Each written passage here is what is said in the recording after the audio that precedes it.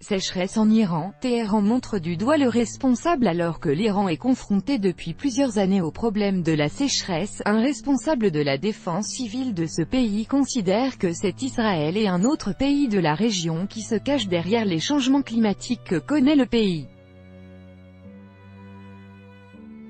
C'est l'État hébreu qui est derrière les changements climatiques dans la République islamique, est persuadé le commandant de l'organisation de défense civile iranienne Gholam Reza Jalali.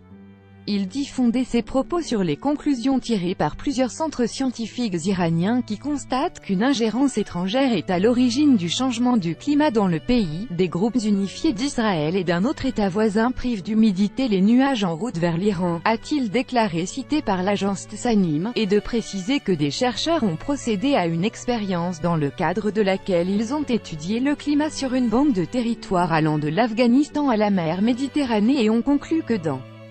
tous les pays de la région, sauf en Iran, les hauteurs situées à une altitude supérieure à 2200 mètres étaient couvertes de neige. Plus tôt, le ministère de l'énergie de la République islamique avait annoncé le lancement d'un projet destiné à lutter contre la sécheresse dans le pays par le biais de la formation artificielle de nuages. Dans le contexte du problème de la sécheresse auquel l'Iran est confronté, le premier ministre israélien, Benjamin Netanyahou, a promis de venir en aide au peuple de ce pays et ce en traduisant vers le farsi et en publiant en ligne les technologies avancées de gestion de l'eau qui permettraient à des millions d'Iraniens de lutter contre la sécheresse.